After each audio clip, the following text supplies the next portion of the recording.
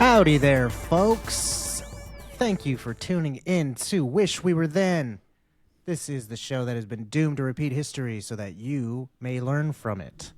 That's right, it's a show where two good buddies go back in time. We hop in our trusty old time machine, saunter on back, spend a year in the past, come back to the present, and tell you all about it. So, the people involved in this journey are myself, my name is Trey, and my esteemed colleague, Mark. Hello, everybody, and welcome to Wish We Were Then. We got a very exciting year for you here today. Excited about this one? Yeah, it's going to be a fun one. A lot of cool things happening. A lot of hidden gems, I feel. Yes, a lot of underrated things that would soon become popular. Yeah, that's true, too. Well, let me give you a little quick scene setting here. So, doing this show every week and doing these intros, I try to always come up with some sort of theme for the year, some sort of overarching element to everything that sort of ties everything together. But this was a bit of a harder one for me to try to do something that there wasn't really a whole lot of unifying stuff that encapsulated the whole year. You know, if you look at like the music, for instance, there wasn't like a genre that was new or going on even. I mean, we were like the glam rock of the early 70s was on its way out, but the disco scene hadn't fully solidified yet. So it was just sort of like a weird in-between phase, you know, and the movies, it's not like there's a bunch of weird fantasy or sci-fi or anything like that. Like kind of the main thing going on for most of the movies was sort of a like gritty, realistic crime drama sort of a thing. And I guess that's emblematic of what was going on. It sort of is an indicator of what was happening in the country because everyone was thinking about the main news story. And I always am reluctant to let a year be boiled down to a headline. But, you know, this is one of those years when you look it up, one big news story comes up. And I think that it really was, news moved a lot slower back then. The world was a lot smaller. So something that of this magnitude really did take over the whole world. And something like this was the first time it happened. I think people's faith in the presidency was shaken for the first time, and it showed across everything. It was a somber sort of a year, I feel like. But that being said, the one thing that I will say was sort of a unifying thing, I guess, is that people were bummed out about what was happening in the news, and so therefore we're looking to laugh. And we had the number one movie in the country was a comedy, and you almost never see that. There were 2 Mel Brooks movies that came out this year, and you never see that. And also there were 2 comedy songs in the top 100, at least 2. That's also not that common. So apparently people were bummed out, and the thing you do when you're bummed out is you go looking for somewhere to laugh. So I guess this year was a year of comedy and laughter when you come down to it, interestingly enough. The year we're about to take a look at is the year 1974. I think it's funny that you said that because we had done a year in the past that was a very bummer year. Everybody was super sad, and all the songs and everything reflected it. Mm. And for an entire decade before that, people took somberness and sadness very differently. But it's just interesting that was your take, that everybody was there to laugh, and because they needed to laugh, because we just had done a year that was the total opposite of that. You mean the last year we just did? No, it was 86. Mm-hmm. Everything was just like bummer. All the music and the top 5. Yeah. I'll get into the first news story on that note. On January 2nd, the Emergency Highway Energy Conservation Act, they made it a national law that you couldn't exceed 55 miles per hour on any freeway or any public highway. So they were trying to reduce the effects of the gas crisis that was going on from the oil embargoes. And this lasted until, I guess we'll find out later when that year comes around. This is what really made Sammy Hagar all pissed off. Yeah. We can't drive 55. Yeah, it's not just a funny number that he picked. This was a specific thing he was complaining about. Yeah. You didn't realize how political he was, huh? Yeah, no, it's funny that's as a kid I just thought that was a funny song that he just was like specifically upset about going 55 miles per hour. There's some highway he didn't like being on, but my dad was like, no, it was a national thing, which is I mean that's fucking slow, man. I don't, Yeah. I was thinking about it the other day when I was driving to work. I mhm. mean, I was going like 65, and I was like, I couldn't imagine having to putt around. I mean, do you think Dude, traffic would be worse or better if everybody's had to go 55 in this day and age? Because when this was going on, there was less people on the road. yeah, I don't know. I think that if everybody was going that speed, it probably, I guess traffic wouldn't get worse necessarily because like everyone drives the speed they drive already. It's just whatever Yeah. the conditions allow for. So, you'd have to leave earlier, but I don't know. Part of the reason there's so much traffic is people drive too slowly anyway. You know, they drive slower than they should be driving. Yeah, but as I'm saying, if everybody was driving 55, I think that it would limit everybody's like ability to cause traffic. Exactly. I think that's a big issue is when you're driving in the fast lane and the guy is going, 65 and the guy next to him is going 65 and it's like you're just trying to get around him because this guy's going slow because the guy next to him and it's like if you just went faster, but it's like if we all just went 55 then that's the new it's like Spinal Tap. Like why don't you just make 10 louder and you just turn it up to 9 then make it go to 10, So 55 is the new 11. We just make that louder and we just go that's the new we're goldfish. That's our new bowl. Like that's the end of it. So we just know 55. Like why isn't this guy driving 55? This slow asshole. But I think there are people who are uncomfortable driving 75, and there are people who drive too slow on the freeway. So if everyone was going 55, they'd be like, "Hey, I'm a little more comfortable." Maybe they would drive 55, and then that way the flow of traffic wouldn't be so interrupted. I don't know. I think I understand why they got rid of it, but at the same time, I feel like it would help. Maybe 65. Yeah. Let's see what Sammy Hagar thinks about that. Yeah, yeah. Well, let's ask him. How do you feel about that? He's like, Write us a I letter. can. Let us know. I can drive 65. This another thing that happened towards the start of the year. I'll just throw this one out there before we get into the big, political stuff. This was really interesting to me because I love animals. On January 7th, this was the start of the Gombe chimpanzee war. This was incredibly interesting to me to find out there was a whole 4-year long war between two communities of chimps in the Gombe Stream National Park in Tanzania. So, two communities of chimpanzees went to war with one another, and it lasted for years. Jane Goodall, she used to work with chimps and did a lot of research and lived with them for many years and stuff. She was researching these guys, and essentially a group of 6 males and 3 females splintered off from the remaining group of 8 males and 12 females. The original group was called the Kasakela tribe, and the new one got named the Kahama group of chimps. So basically, these two they used to all be one big group, and then they just splintered off. A couple of them started hanging out by themselves in one area, and then just sort of over a certain amount of time, they started to like interact with each other with hostility. And the Kasakela chimps eventually just started picking off the smaller group of chimps one by one, and just this like really brutally, kind of murdering these chimps. And it was the first time any chimp on chimp like violence or any chimps intentionally killing other chimps had been seen before. They had seen them fight or whatever, but they had never seen them committing chimp murder. This is something that nobody knew was a thing.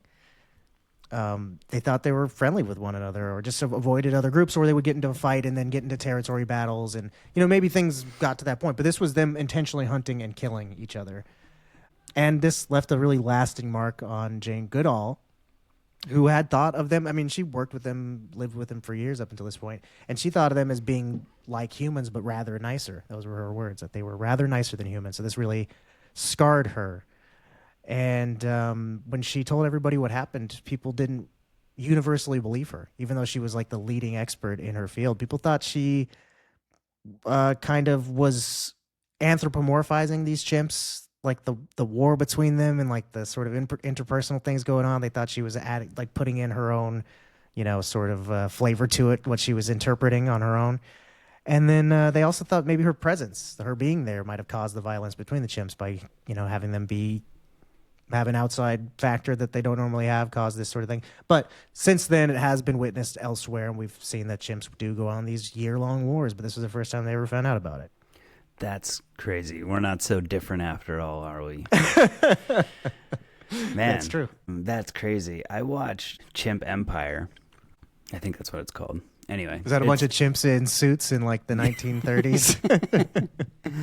I'm pretty sure that's what it's called. It was a documentary on Netflix, but they had been observing this like group of chimps like since like the 70s. I don't know if it's the same group. It's probably not. They would actually actively go out and hunt each other and like kill each other of other like of their tribes, or like if somebody got one chimp got knocked down from the hierarchy, and then he just got left by his group, and then was found by another group, and they just killed him and left him there. Like didn't have any intention of eating him, or it wasn't for like, it was just because he was there and he was in their territory. And yeah, I mean they are brutal and they don't give a fuck. Yeah, I mean, well, that's what's so interesting is the fact that she, like I said, she lived with him for so long, and this really surprised her to see all this, that they mostly get along. And like I said, that with other tribes and stuff, they have altercations and things like that, but this was just the first time they'd seen them going after each other, hunting each other down. And it was really just like a matter of the fact that they were upset with, I think initially the leader of the tribe like passed on, and so then there was sort of a hierarchy dispute a little bit, and then so one of them went into power over the Kasakela tribe, and then I think that made the other ones of the Kahama tribe, they decided they didn't like that and went off on their own. And it's crazy that the other ones just decided to, like, all right, well, now it's on site now, motherfuckers, like the rest of the time. Like there's stories crazy. of how they all died, and like how they just would catch one of them slipping. He'd be out in the wild eating some berries by himself, and then they would just ambush him and really bash the fuck out of the dudes with the rocks and stuff like that. And like and the way that Jane Goodall talked about it too, like, one of them was another one's hero. Like he grew up watching him be a leader of everybody, and like grew up idolizing this other chimp, and then just to smash him over the head with a rock and stuff like that, and turn on him and things. And it just really broke her little heart. Poor old Jane. Man, that's crazy. Like I said, not so different. Not so different, them and us. All right. Well, speaking of radical people and apes,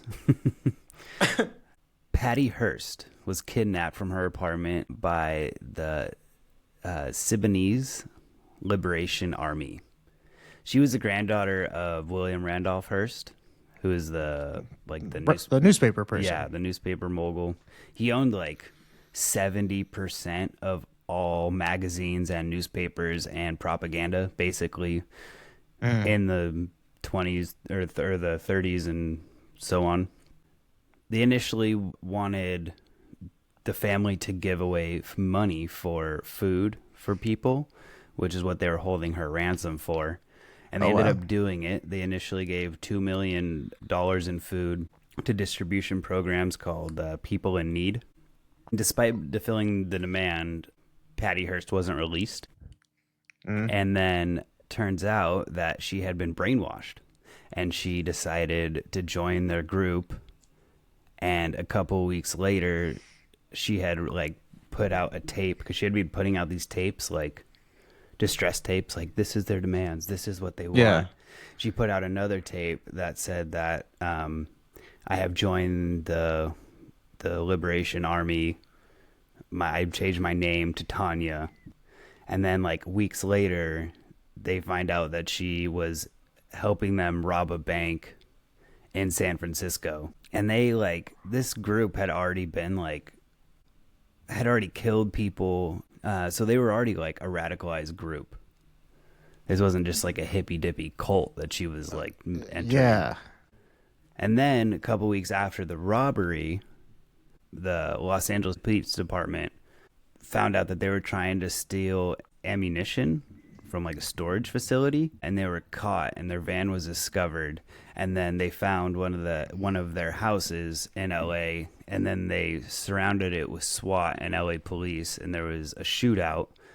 the building went up in flames. 6 people from the SLA died, and Patty was not in the building, even though that's where they thought that she would be. And she was later caught the next year in 1975 in San Francisco. Wow. My goodness, that is a crazy ass story. Yeah. Man, that took so many different turns than I thought it was going to take. Man, that is really cool. There's, definitely a film about her story I need to see. Oh, I'm sure there's at least a documentary, if nothing else. Well, I guess I should say this. Despite her claims of being brainwashed, the jury found her guilty and she was sentenced to 7 years in prison. Her served 2 of those years before she was later pardoned, probably because Grandpa had a bunch of money. Sure. Yeah, for sure. A lot of ties to the government.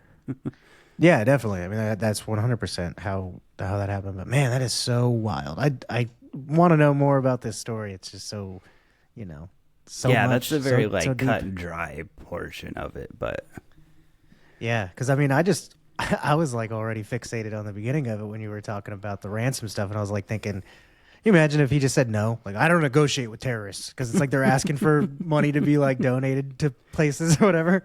Like, they're just asking you to give it away to charity. Like, no, the bastards. When will they stop? they can keep her. It's fine. No, I'm not. I'm not gonna do that. That'll show my weakness if I negotiate with them. Then when will it end? They're gonna ask me to build a hospital. these monsters. Well, I got one more fun little story, and then I think we can jump into the political thing. This happened March 26th. A group of peasant women in Uttarakhand, India. I don't know if I'm saying that right. I'll spell it for you. Uttarakhand. In India, they used their bodies to surround a group of trees to prevent loggers from chopping them down. And this was the first time, really, that it was recorded for someone to do that specific technique in preventing logging. It gave rise to the Chipko movement, otherwise known as tree hugging. It's awesome. So this was like the origin of tree hugging. Yeah. I felt like that should have been a 60s thing, but it makes sense. Yeah, me too. It tracks. Yeah. I kind of figured that would have been a lot earlier. It seems like a Woodstock kind of a deal. The hippie movement was kind of Well, I think everybody sort of dead after by this that, point. but everybody after that was just like branded tree huggers. Yeah, Or yeah. It kind of goes everybody hand in hand. before that, I should say. You know what I mean? Like every hippie was like, you are now branded as a tree hugger. If you were a hippie in the 60s or you're a hippie in the 70s, you're still a fucking tree hugger. I'm just kidding. Yeah, that's funny that's still it does, like, in my mind. I feel like that phrase was a lot more prevalent, in the 90s and stuff like that. People use tree hugger really derogatorily Yeah. towards hippies, but you would see it a lot towards, like, the 60s kind of people. It'd always be like some guy with a peace medallion and a vest on and some flower pants, be like, hey man, and somebody's like, Just get out of here, became tree like the hugger. stereotype. Yeah, it's funny that it's a retroactive stereotype. And the first people who did it didn't look like that at all, I'm sure. Yeah, I know. They were like a group of peasant women. Yeah, and they were, protesting because the trees really were the main source of, like, their livelihood for, where a lot of the animals lived, and it's where they got vegetation, and they built their houses and things like that, and loggers were coming in to destroy it. So, it wasn't a political thing for them, but then it became, gave a face to a movement. So interesting. Yeah. The Chipko movement. I got one more. A couple days later, on March 29th, the terracotta army was discovered by a Chinese farmer digging a well in Qion, China. There were 6,000 life-size terracotta warriors found. And then they just and they were from the Qi dynasty in the 2121 BC, or 21 BC, 221 BC, whatever it is. It turns out to be a 2-mile complex along with a palace, a burial pyramid, offices, and more warriors. Yeah, so they found this is all of that. This anytime I think of the terracotta army, I think of Bob's Burgers. Remember the episode where they do the Goonies thing where they're like searching for the buried treasure, and there's like taffy warriors Oh, in yeah. in the halls and stuff, and they talk about it, and it's like just like the ancient terracotta warriors of China. And then Gene's like, China, stick to noodles, right? Is that racist? A little bit. No. No. This is the army of Qin Shi Huang, the first emperor of China. A lot like the soldiers and stuff like that all makes sense. So it's 8,000 soldiers, 130 chariots with 520 horses among them, 150 cavalry horses, just all by themselves, and as well as acrobats, strongmen, and musicians. Just fucking whole ass kingdom worth of people. Like that's so many, That's so crazy, thousands of dude. people to bury yourself with. They were supposed to protect him in the afterlife, and man, it's pretty dope. I think that's like, old timey ways of emperors just or rulers kind of flexing their power in death. You know what I Yeah. mean? Like building the pyramids or a monument to yourself or whatever. The terracotta army is pretty cool because it's That's just crazy. I think the idea of building a giant monument's really cool, but the idea of having a bunch of people just work on a guy that's like the same size as them and just be like building a new man, Like Just basically building a building different human. himself. Yeah, it'd be And like- they're all different too. They're not like cut molds model of like, they're all like look like unique people. It's crazy. Yeah, that's it. So you just had to be like, dude, make a whole man and do it 8,000 times. Like that's some real power, you know? Like you're just I don't gonna want one. do this until the day you die, and your son's probably gonna do the same thing. Yeah, for I this know. That's guy, such a like- crazy thing to think of too. Like, man, that was these things. Obviously, they took a really long time. So that was just what a whole, yeah, like you said, 2 generations worth of people or whatever. Like this was just that's what I do for a living. Oh, I carve terracotta warriors. Oh, you're that guy. Okay, cool. Or you're part of that crew. I wonder how many people were doing it. All right. Well, enough about China. Let's get back to America. All right, you want to kick it off? Yeah, let's deal with this big. I set it up at the top. When you look up 1974, there's one big news story that dominates the headlines, and that is the news story is starting on August 5th. Basically, August 5th is when several of Nixon's Oval Office conversation tapes are released. One of which details how he had been informed about the White House's involvement in the scandal known as Watergate, and about how he approved a cover-up for the plan. So, the Watergate scandal had happened prior to 1974, but this was the year everything came to a head, and the tapes came out. Nixon was just, paranoid and was taping every conversation. Not that crazy now, but at the time was kind of crazy for him to be doing. He was taping every conversation that was happening in his office, and led to his downfall.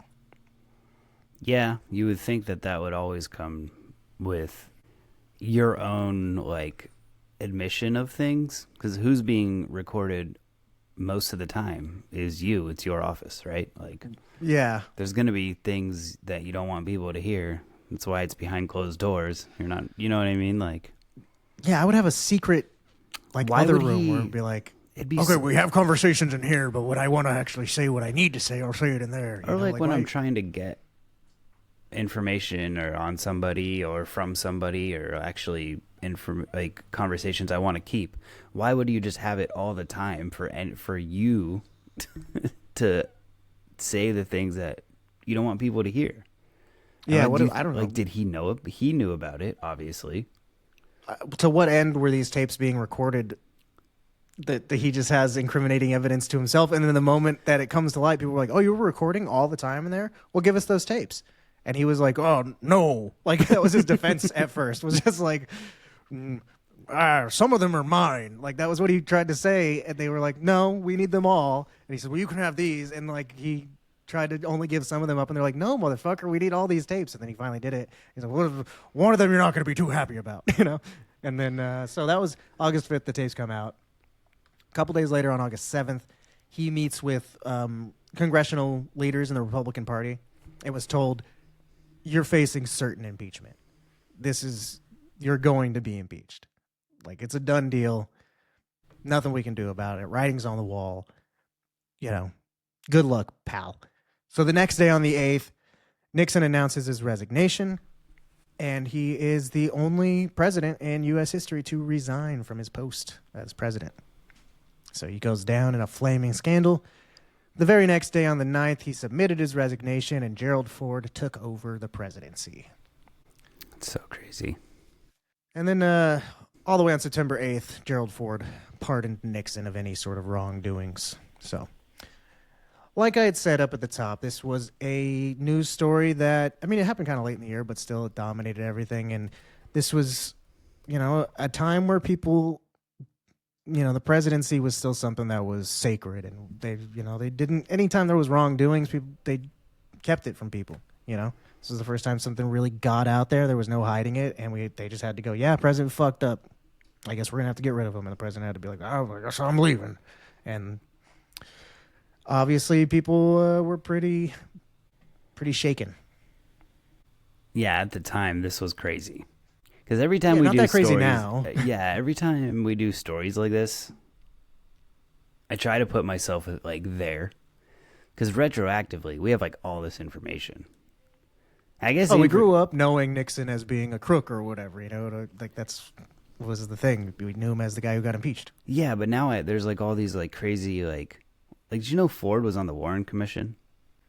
The commission that was held to see what Nixon did, to look into the Watergate scandal. Mm-mm. So Ford was on the Warren Commission, and there's a lot that goes on, but basically they think Nixon was set up. Patsy.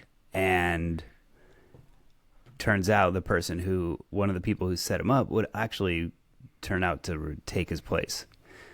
Mm-hmm. Yeah. So there's a lot. I mean, that makes sense, dude. Yeah. But even then, you knew this in 1974. Everyone knew that Ford was on the Warren Commission.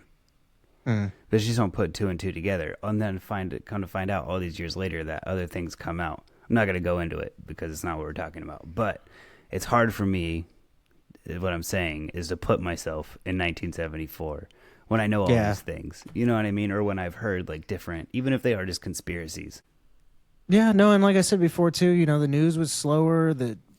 Unless you were somebody who was invested in what was going on in politics, you just kind of knew what was the general thing everybody knew about. And so if this was the main thing, the thrust of the news was hey, look, Nixon did that thing everyone thought he might have done. That's all you're going to hear about it. So it's not like you're, unless you're somebody who was going in and being yeah, but did you know Ford was on the Warren Commission? Yeah, you don't have, that's just not how things worked back then. Yeah.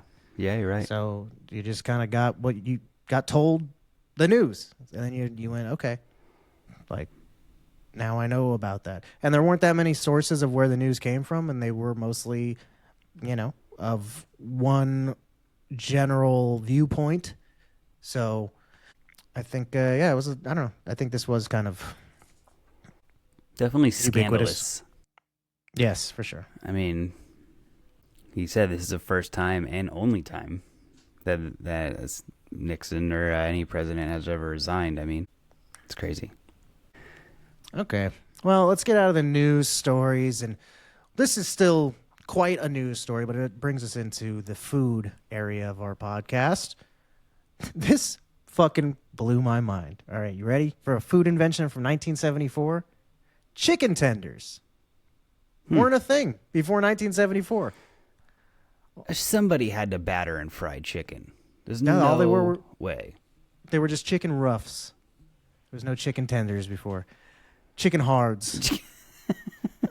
So the Puritan Backroom, a restaurant in Manchester, New Hampshire, had opened that same year.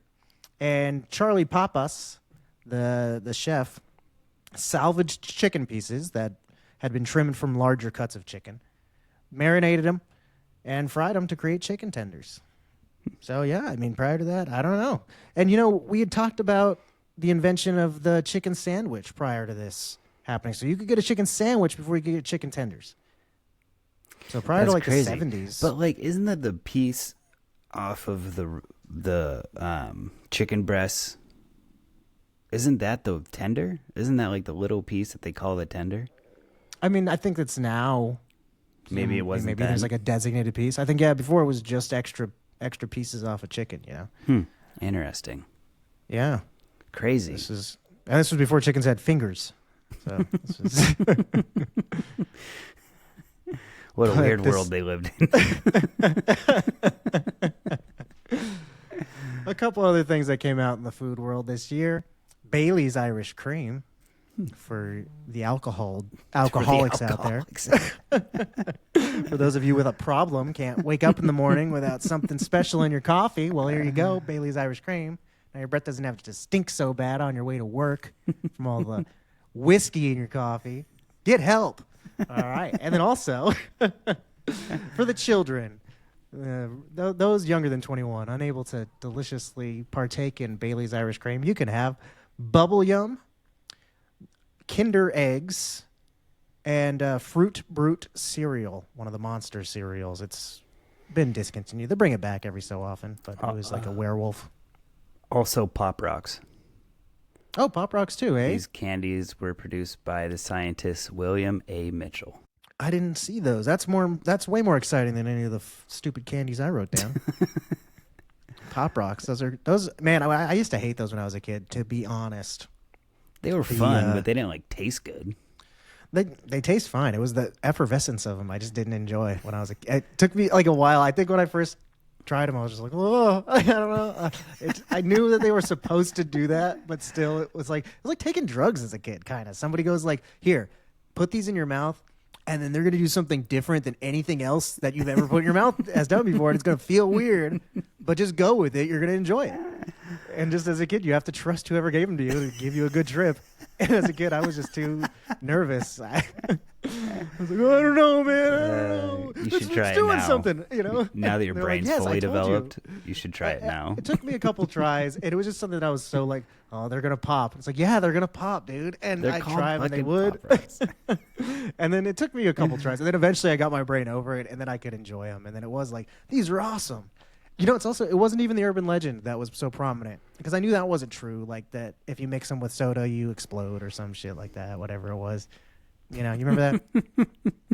You eat a Pepto and then you just whole and then just chug soda water. Yeah, I think what was it? The kid from the Life cereal commercial, the Mikey Likes It kid, was supposedly he died from eating Pop Rocks. Because they exploded in his stomach or something. That was like an urban legend that had been around. But that wasn't even why I was scared of them. It was just the fact that they were doing the thing they were supposed to do. This is sort of a food invention, sort of. It's not for human being consumption. It's for your little hairy friends. Meow Mix came out in 1974 for the first time. And how do you buy Meow Mix these days? Usually with a barcode. That was the universal product code that was first used on a pack of Wrigley chewing gum. Yes. June 26th was the first time a UPC code had ever been used. And it was at a supermarket in Troy, Ohio. This pack of Wrigley's gum, it was a 10-pack of Wrigley's gum. It wasn't just one little pack of Wrigley's. Yeah. I thought that was worth noting. It was 50 full sticks altogether was the amount of sticks that were purchased.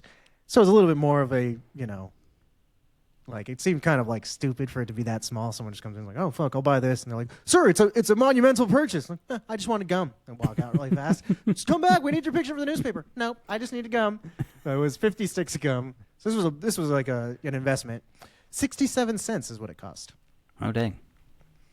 There were other items in the cart that had barcodes on it, but the gum was the first thing that was scanned. That's pretty cool. It's crazy how they would just do everything by hand before, especially with like all the products that you see in stores now. It's like, fuck, I couldn't imagine if they didn't have those things.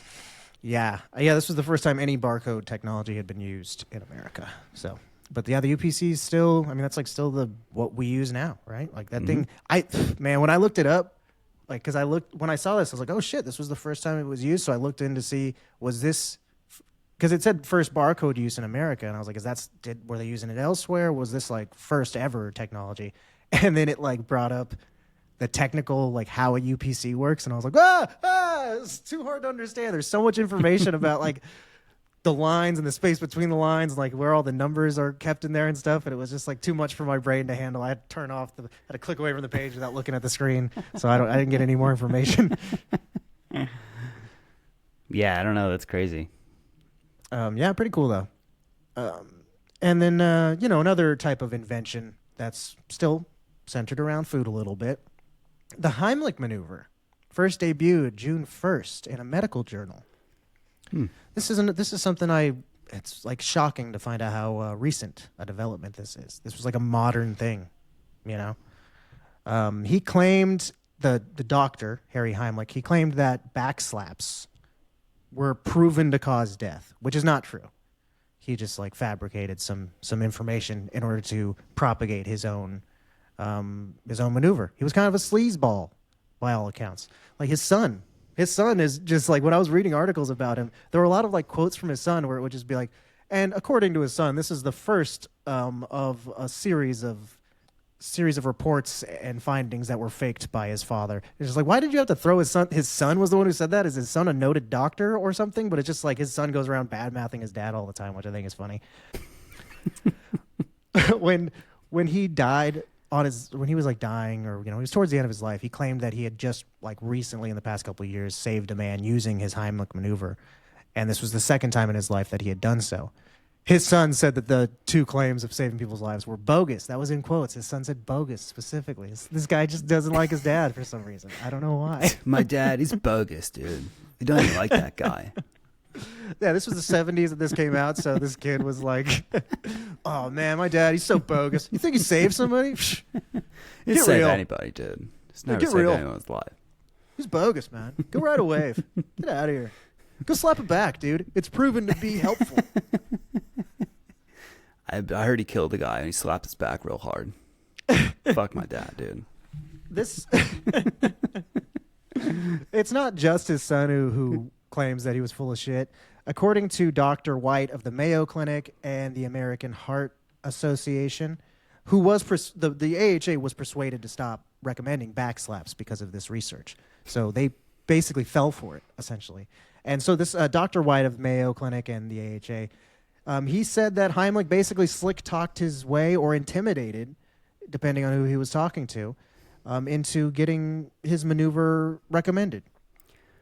He also said that it was effective against drowning and asthma, which were not true claims either. So by most accounts, this guy was kind of a shithead, but he did come up with something that saved countless lives, and we still use it today. So there you go.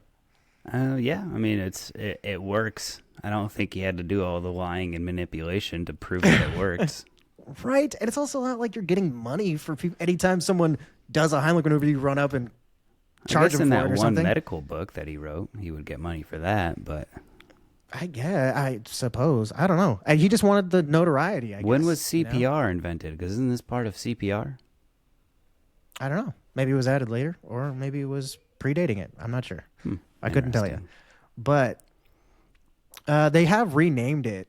You just call it abdominal thrusts now. You don't say Heimlich maneuver, because they were just like, that guy sucks. We're going to keep it named after him. So, if he had just put it out there and that was it, we'd probably still call it the Heimlich maneuver. But because everyone found out, thanks to his son, that he was a little duplicitous man, now we just call him abdominal thrusts. A couple other things that came out this year, quick little inventions and technology things. The Volkswagen Golf, the car that's sort of like a station wagon-y sort of thing, it was supposed to replace their Beetle. They thought it was going to be their new top seller. You also got Dayquil came out this year for the first time. Mobil 1 motor oil. So that's all I got for tech. I got some sciencey stuff. The first radio transmission was sent into space, known as the Arcibio message. It was done in Puerto Rico. Sent out just to see what happens, I guess. And then Australopithecus was discovered. The Lucy specimen. It's considered like the missing link for a while. Yes. Mm-hmm. It was considered, for a long time, it was considered the earliest member of the human family. Yeah. Since later research has come out that's shown that we have found some older skeletons of things, but for a long time this was believed to be the oldest. I mean, even when we were kids, this was taught as being like, we all knew the name Lucy. I definitely like when I saw Lucy remembered it. oh yeah, on the news stuff, it was like Australopithecus, and I was like, oh fuck, I remember Australopithecus. Lucy, hey, Lucy, how the hell you been, Australopithecus? Been a minute. Haven't heard about you since 6th grade. Still a little monkey lady, huh? She was named after the song "Lucy in the Sky with Diamonds" by the Beatles. Oh yeah, because that song was playing loudly and repeatedly at the excavation site. Apparently, appropriate, I guess. I suppose they were in the dirt. Well, I meant like So- considering I was playing Oh. on the. A good naming, yeah, but just a funny thing to be playing, like Lucy in the Sky with Diamonds. And there's Yeah. some woman there who was like, more like Katie in the dirt with fossils. I'm sure that went down exactly like that. All right, I got one thing I'm super excited for moving into toys. On February 7th, Dungeons and Dragons was almost finished printing. And then just a few weeks later, or by the third week of February, fans started to receive their sets. They spent $10 and they sent it in to Tactical Studies Rules, who was Gary Gygax and David Anderson's company. You received 3 books with rules and world building, and it was all very heavily taken off of Tolkien's Lord of the Rings and miniature war games. Gygax, huh? That's a fucking cool name to be a World of Warcraft guy. Or not World of Warcraft, sorry, Dungeons and Dragons. That's really a fun name. You know, I just watched, have you ever seen the cartoon of Dungeons and Dragons that came out in the 80s? No, I don't think I have. That's the extent of my, Dungeons and Dragons experience. I love that cartoon. It doesn't really have anything to do with it. Well, I mean, it kind of, I guess, it's like these kids get transported into the world that Oh, that's they're, cool. talking about. So they just like actually are, one of them's a wizard, or they each are each of the things, a mage, a wizard, a paladin, whatever the fuck they are. I don't know all the different classes, but Well, so I love Dungeons and Dragons. I've been playing for off and on for a long time. But so I started to read through some of the rule books, the original rule books. What we know as the Dungeon Master was called the referee. So the person who ran the game. Fitting name, not as clever. no, And then Dungeon there was Master's way only- cooler. Yeah, there was only 3 classes that you could play. It was a fighting man, a magic user, and a cleric. What is a cleric? Cleric is like a priest. more Okay, or that's what I less. thought. Yeah. Which is funny because it sounds like an accountant. I'm just doing clerical work, you know. I like it as a fighting man. Was it a fighting man? Fighting man, a magic user, and a cleric. I love these names. Everything was so. I mean, the guy was Gygax. He was so taxed coming up with all this shit already that he was just like, I don't know, what are the classes going to be? He's like, oh fuck, a fighting man, magic user, like the most generic sounding things ever. That's hilarious. Yeah, so I read through a bunch of stuff. There was a lot of differences. You could still find them online super easily. You just Google it. So if you guys are nerds I wonder how it would as be to much as play. me and you want to look them up, they're there for you. Free it'd of be- charge. It'd be interesting to play an old school round. Put yourself back in the '74 shoes. Yeah, that would be fun. Just do like a one-off. And then another thing that came out, another game that came out this year was Connect 4. Oh, Yeah, so pretty sneaky, iconic. sis. G.I. Joe with the Kung Fu grip. Oh shit, Yeah. that's cool right there. That's so funny that is like so iconically GI Joe, but also just like, why would an American soldier need kung fu? Kung fu was very hot in the '70s, though. People were all about that. Yeah, for sure. And So- the Magnadoodle came out, like the drawing Oh. pad. Yeah, with the Like, magnets. oh, And then okay, you, yeah. With like you swipe have a it. pen, Mhm. right? And then you swipe it to erase it. I always liked that in theory, but like it's hard to get a good clean drawing on that thing. It just ends up looking like static, you know? I think the most satisfying thing was just swiping it away. Was erasing. Yeah, yeah, for sure. Another toy that came out this year were Playmobil toys that are like for little kids. They're just like fat Legos, basically. Yeah, my Yeah, daughter put 'em still in. has some of those. I wonder if there is like really high-end Magnadoodle art. It's a good question. I'm looking at some pictures right now, and people can draw really well with them, but just, in terms of like a Magna Doodle, I don't think these aren't like drawings. If I saw them on pen and paper, I'd be like, whoa, holy shit, who drew that masterpiece of a duck? But this one duck I'm looking at is pretty well done for a Magna Doodle. Oh, good job, Magna Doodle. You inspired kids everywhere. Anyway, kids, they like to play with things. They play with Playmobiles. They play with Magna Doodles. Kids also like to spend a lot of time in libraries. That's part of being a child. Books are in libraries. You want to hear about a book that came out in 1974? Yes. Yes, I Are you did. tired from that walk I just took you on? All right. 1974 saw the release of Stephen King's debut novel. You want to guess which one it was? Which one he came out with first? I don't know. It. No, it's not true, but I'm just No, guessing. I mean, any guess is as good as any other one, right? Yeah.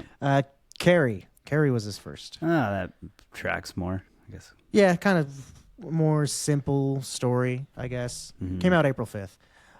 That, again, always surprise. I shock myself by how often I'm shocked by when things came out. But I would have thought Stephen King, started earlier, I guess, just because the movies are a 70s thing in my mind. Is like, oh, Carrie came out in the 70s. So the books must have been around for a long time. It's always weird to me when things go from page to screen within a couple years, because I feel like I'm used to seeing things be like Lord of the Rings. It was a book for 60 years before it was a movie. You know what I mean? Things Yeah. like that. Yeah. Or Pride and Prejudice or something like that. So for it to just go really quickly like this. Well, we saw a few cool. turnarounds. Harry Potter was one. I mean, Harry Potter came in the 80s? So it took not even 20 years to be a book or be a movie. Oh yeah, no, it was like only a couple years because we were kids when those books were coming out, weren't we? Yeah, but I think the first one came out in the late 80s. I'm pretty sure. I think the first one might have been 99. No way, really? 97. 97. Oh. I don't know. I thought they were later. See, well, it seems like that same thing. You assume that something's around a lot longer than it is before it becomes a really solidified property. I feel like I think that's a common feeling to have about things. Is just like, oh, this is something that is established and has been around for a long time, so that means it's really old. But Yeah. yeah, no, I guess I would have thought Stephen King books had been around since the 60s. I would have thought number one would have come out in 69, and it would have been Christine about the evil car. You know what I mean? That feels like that makes sense to me. More than Carrie coming out this much later than that. So I thought that was neat. But enough about nerdy old books. Let's go do some jock shit. All right. Well, I want to start out with a fun one. There was a 10-cent beer night at the Cleveland Indians baseball stadium. They're playing the Houston Astros to a sold-out stadium, and they sold all-you-can-drink beer for 10 cents. And at the ninth inning, a riot broke out. Fans rushed the field, and the Indians had to forfeit the game. That is so funny. There was a similar beer story another year. I don't really remember all the details, but there's always just some funny thing of people being like, we're going to make beer really cheap. Like, that's going to, for some reason, go well. Got asses in seats, I'm sure, but cost them the game. But Literally. normally, beers were 65 cents, so they were cut down to 10 cents. That's, a pretty decent chunk of change. 10 cents back then would be equivalent to 64 cents today, and 65 cents back then would have been equivalent to $4.14 today. So it's a huge chunk of difference. Yeah. So from over $4 to 64 cents would have been the difference we'd be paying nowadays. Dang. So it's like, fuck yeah, I'm buying a bunch of beers. Yeah, fuck yeah. There was a 6 beer per purchase limit. So when you went up to actually buy beers, you could only buy 6 at a time. But there was no limit to the amount of purchases you could make. So you could just go set 6 beers down and walk right back up and buy 6 more beers, and you're good to go. So 6 for the price of 1, basically, these beers. And yeah, it was in the ninth inning that all the spectators rushed the fields. Players were using their bats to protect themselves while they were running away from the the drunken fans. So as the crazy. night wore on, the fans who weren't there to drink were just like getting, pestered by all these drunken idiots. So all of the not drunk fans left, which just left only drunker fans with less people around them and only drunk people around them to be near them. So it just was a powder keg, literally, of a situation that obviously was going to end poorly. So good on you, Cleveland Indians, for giving us a funny story to tell. So awesome. October 30th, day before Halloween. One of the greatest events in boxing history took place, what was known as the Rumble in the Jungle, in Kinshasa, Zaire, between Muhammad Ali and George Foreman. Ali reclaimed the heavyweight title by knocking out Foreman in the 8th of 15 scheduled rounds. Foreman had been undefeated going into this fight. He was 25 years old, and Muhammad Ali was 32. So George Foreman was heavily favored for this one. They just thought he was going to... I would watch some videos and stuff from back in the day, and Foreman was just... He was like Tyson. He was just one of those guys that just walks in and beats the crud out of the guy standing on the other side of the ring and walks out. Just a tank. So people really were thinking he's going to just smash an Ali. But, he took him out just over halfway through the bout. The fight was originally scheduled for September 24th, but got pushed back 5 weeks due to Foreman being cut above the eye by a stray elbow from one of his sparring partners.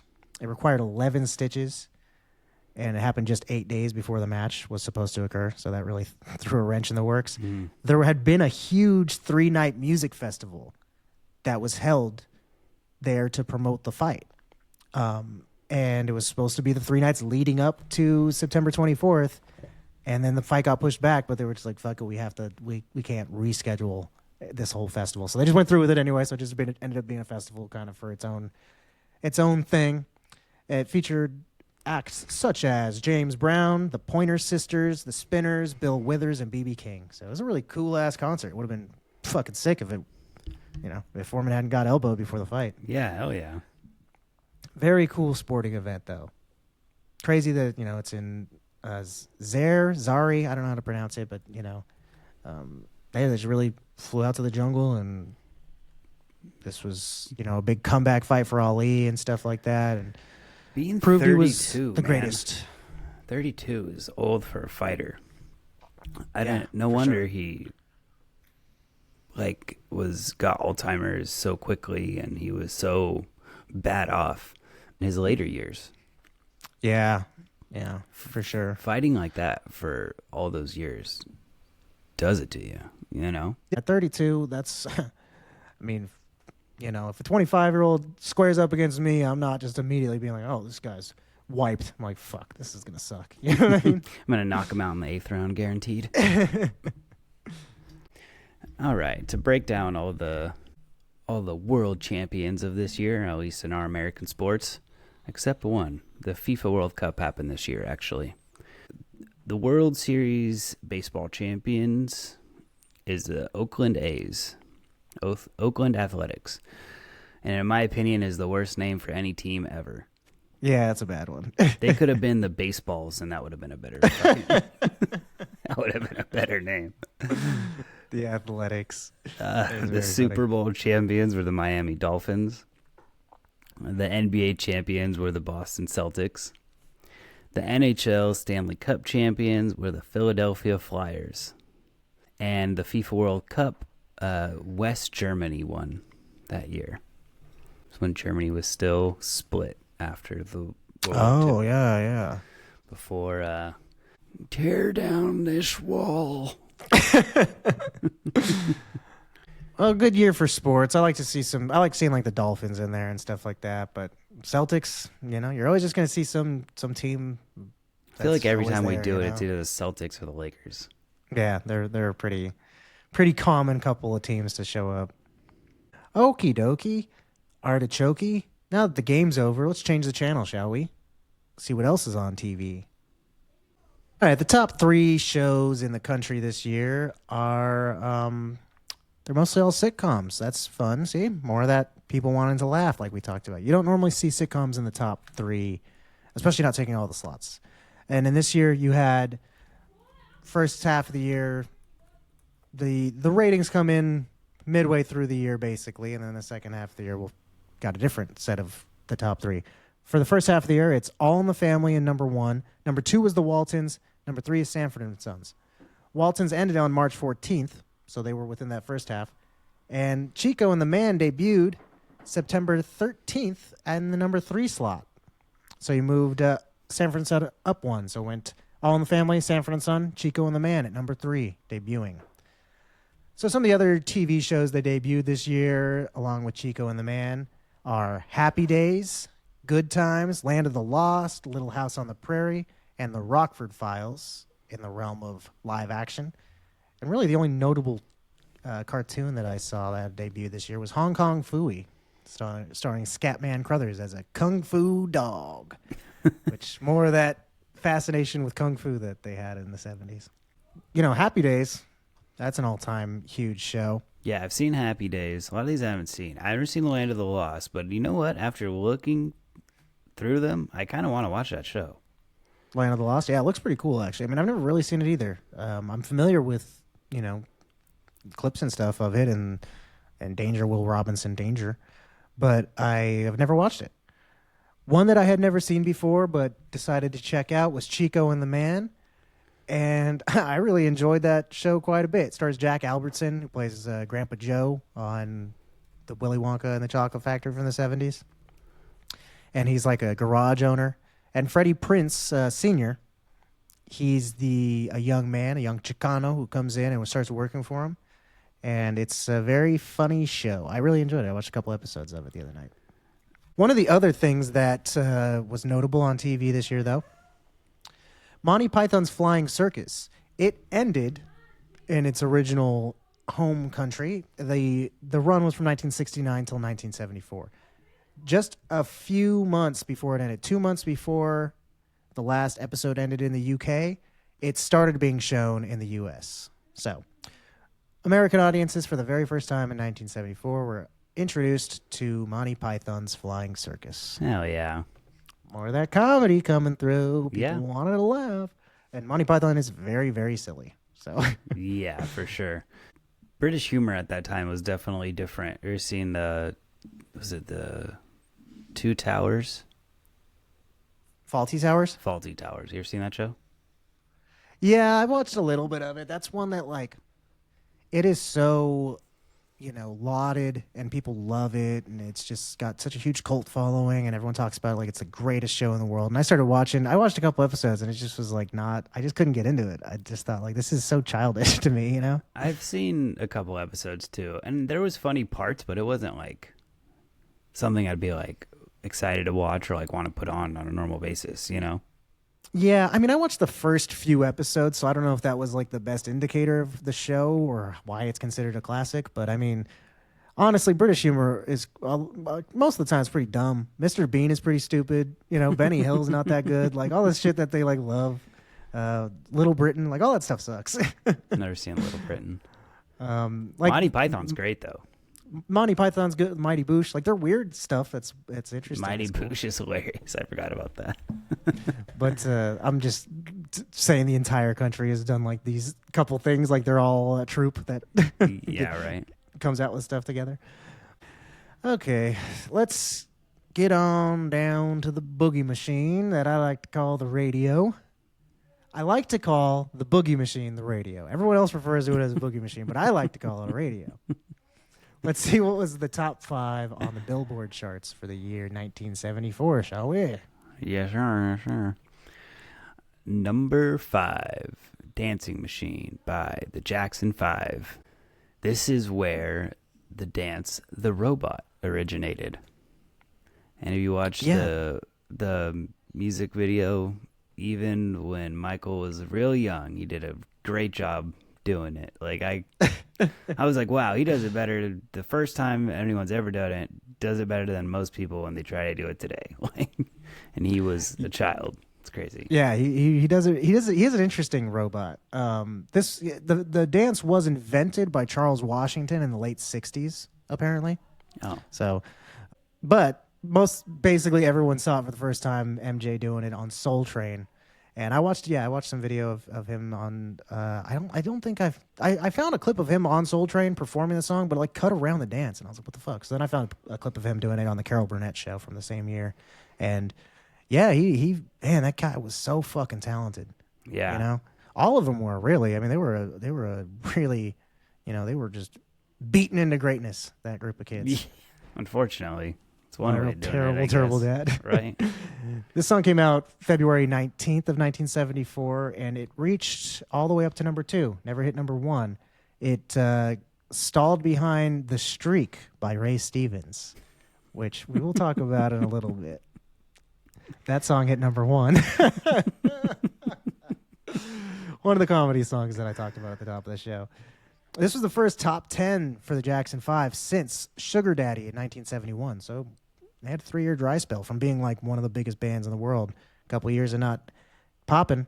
Then this one came out.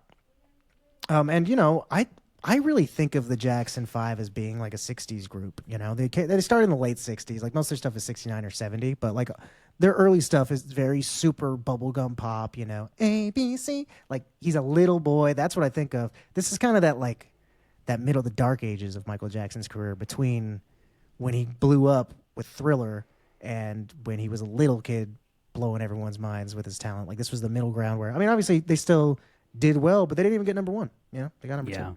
So this for Michael Jackson, this is a lull in his career. You know what I mean? Which is crazy because he's still number 5 and we're still talking about him. Yeah.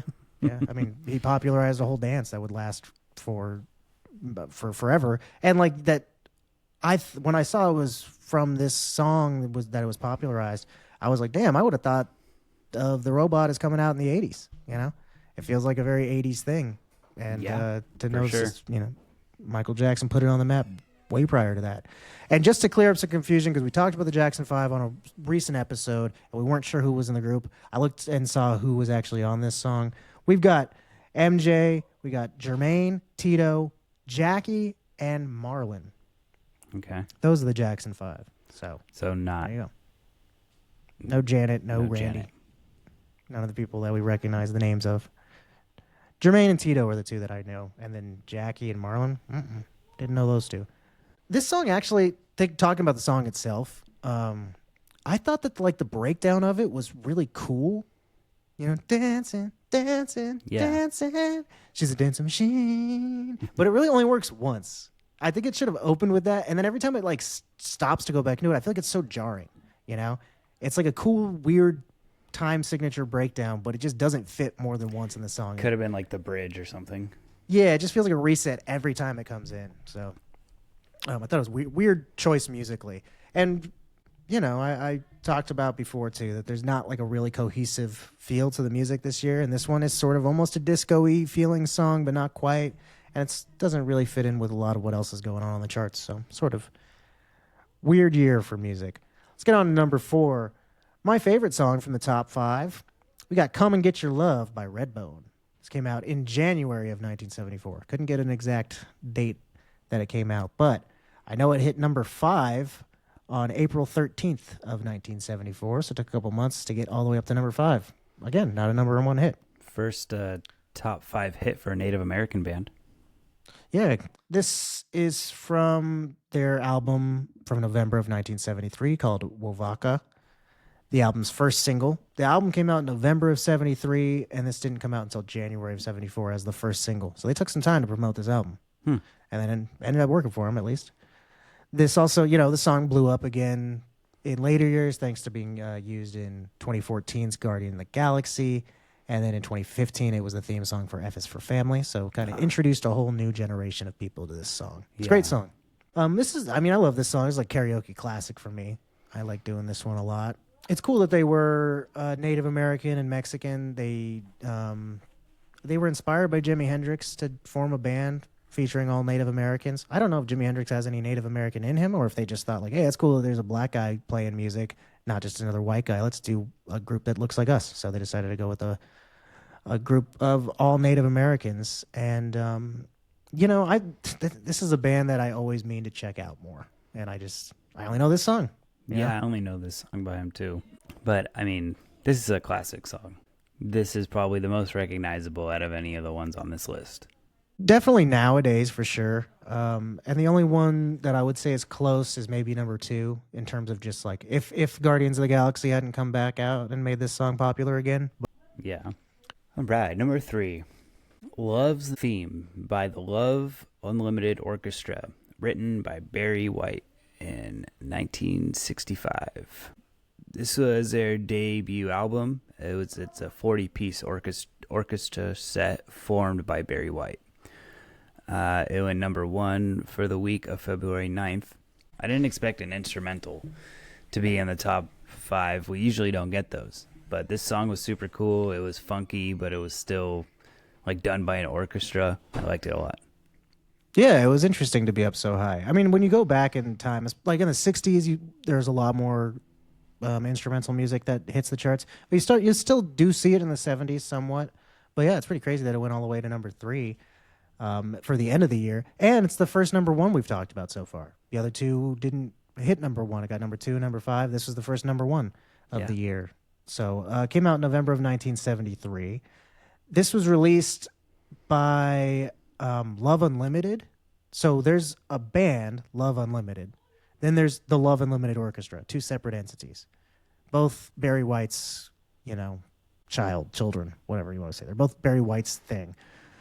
So in 1973, Love Unlimited released this song on their album Under the Influence of ... Love Unlimited. And then they remixed it and re-released it in 1974 on their album In Heat.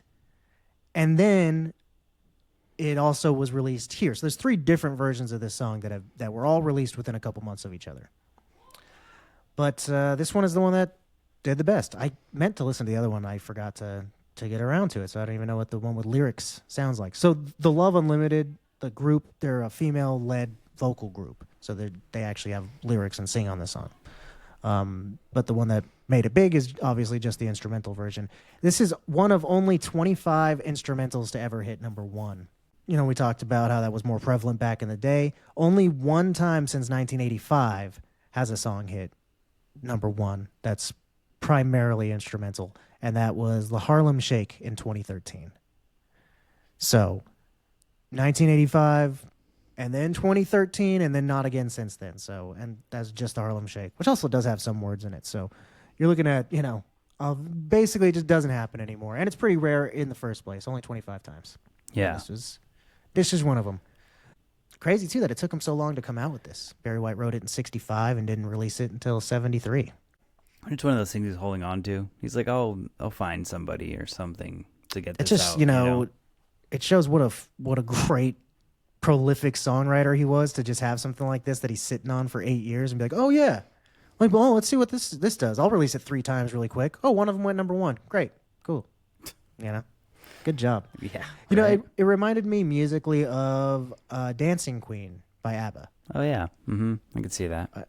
Yeah, so I think they kind of grabbed some influence from this song. And people do consider this to be very heavily influential in developing the disco sound. So, disco, like I said earlier, it still hasn't been fully formed yet. It's not quite, it's just, it'd been around already, but for it to be, solidified into what it would become known as, this was kind of instrumental in that. Instrumental, dude. I didn't even fucking mean to do that. Whoa. All right. Number 2 is Seasons in the Sun by Terry Jacks. This came out in December of 1973. It's always interesting to me that there's hard to find an exact day any of these came out. You just didn't write down the day? November, December, January. Okay, anyway. This came out in December of 73. Spent 3 weeks at number 1. So we got another number 1 hit on our hands here, folks. It's getting serious here. The rest of the time, all of these, the rest, this one and the next one, both number 1 hits. This is an adaptation of 1961's Belgian song, Les Moribonds, translates to The Dying Man, by Jacques Brel. The original lyrics are about a man dying of a broken heart, and he's saying goodbye to his friend, Emile, and then he says bye to a priest, then an acquaintance of his named Antoine, and then lastly his wife, who we find out has been cheating on him with Antoine. and he knows about it. Rather than wishing any sort of ill will toward Antoine, he asks him to take care of her. So those are the original lyrics. It's a very poignant, sad and touching song about coming to terms with the fact that you're dying and all that. Terry Jacks said, bummer, man. Changed the lyrics up. He said, no, thank you. Also, he said, what's this Emil shit? That's not a name I recognize. Took that name out and just said, my friend. He changed a couple of lyrics. One, I thought it was funny to change it for content, but also to just be like, scratch out the name Emil. I'm putting my friend. Like, because he just didn't want to say some French shit. I'm putting that out there. I don't know if that was his reasoning, but that's what happened. Jax heard a 1964 version by the Kingston Trio, and there was a quote of his that said it was too macabre. So that is the reason he changed the lyrics. So the lyrics in English were translated, with their original intent. He heard that, thought it was too sad, and changed it up.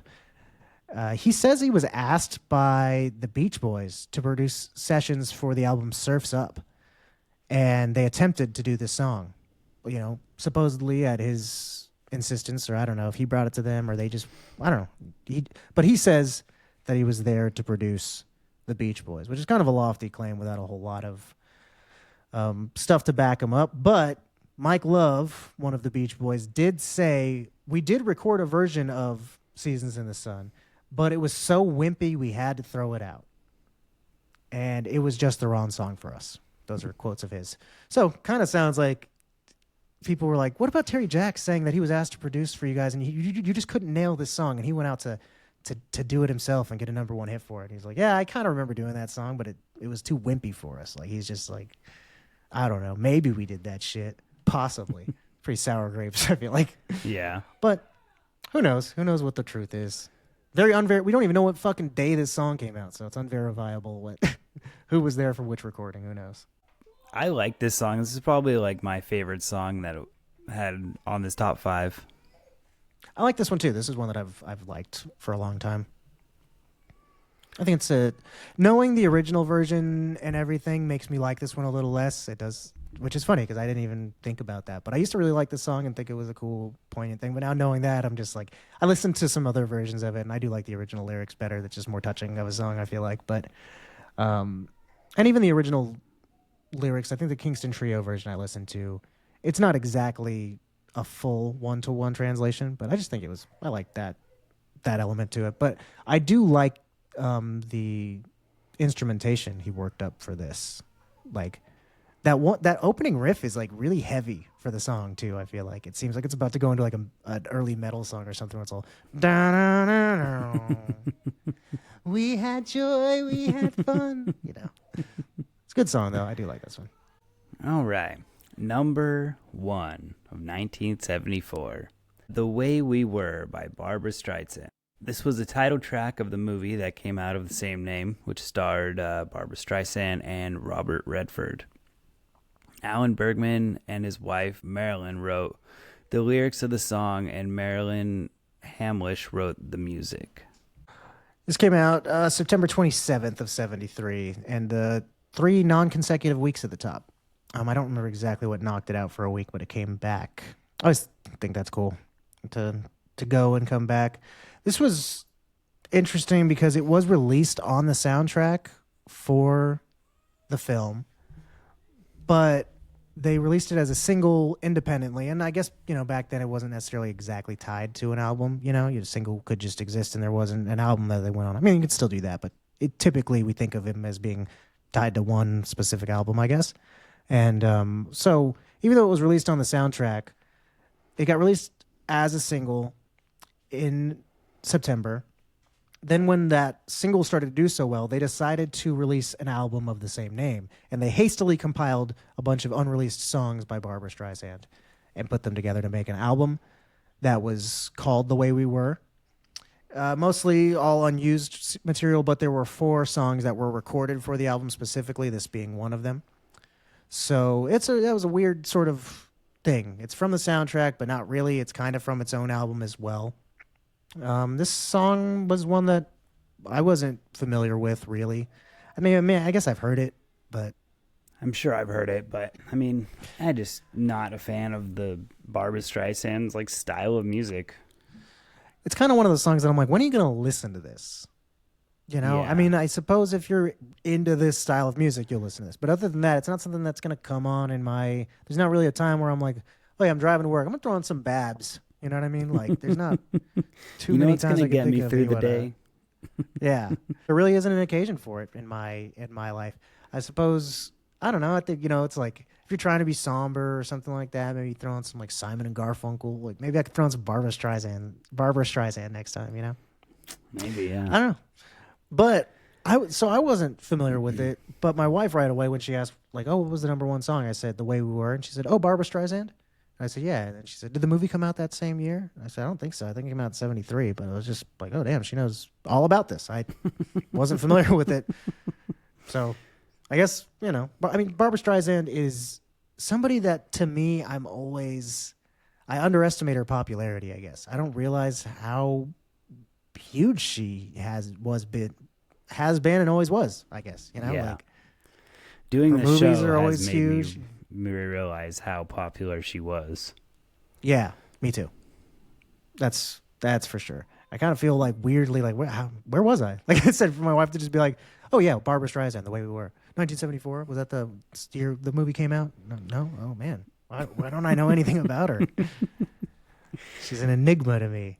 But I did think, I mean, I liked her in Funny Girl, that movie we watched with her in Yep. it. I like that And too. this song was good. I didn't see the movie. I almost watched it, but it was 73, so I just decided to eschew that for now.